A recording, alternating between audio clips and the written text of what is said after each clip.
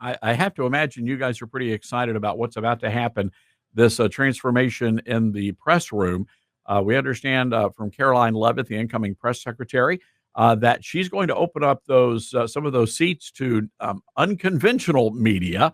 And I have to imagine that would include folks like podcasters. I think that they've taken some important steps during the first term, but Caroline can certainly come in and shake things up even more dramatically. And I think it's overdue. And Todd, I'll tell you why, because in August of 2023, they kicked the Daily Signal and about 440 other reporters out of the White House press briefing room. And I think it's time for Donald Trump to bring some of those people who were given the boot an opportunity to have a seat in the room once again. And this isn't a matter of just, giving a friend, a step up here. We're talking about a situation where most people are now getting their news from places like the Daily Signal, from X, and not the New York Times or the Washington Post here. We're talking about an audience and reaching an audience.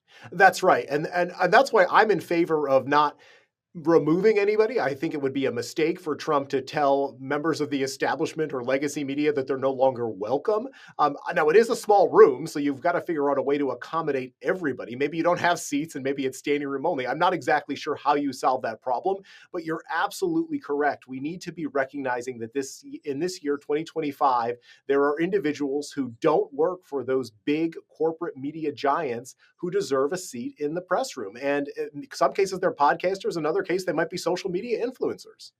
And Rob, those are not very glamorous accommodations. During my years at Fox, I was our fill-in White House correspondent, and my office was literally a tiny little closet. And the only benefit was I was literally right next to the hazmat suits, which they had piled up into the corner. So if we came under attack, at least I was in a good spot there. But those are pretty darn cramped quarters. They certainly are. And that's why there are some who say, just boot them out of the White House altogether, take them over to the old executive office building or some other space, bring the White House pool back. Remember, that space used to be a swimming pool before it was converted into the press room. But yeah, so no, I've seen the space, Todd. I know what you're referring to. Having that close proximity to the president and his staff is a privilege. And too often, these White House reporters have abused it. You'll remember that Trump had two big run-ins with people like Jim Acosta and others during the first term, where he tried to remove them or at least ban them temporarily from the White House premises, and they lost those cases in court. And so I think he needs to proceed with a direction where, again, I stress, you don't want to necessarily be limiting anybody, but you want to open up the opportunity to more people.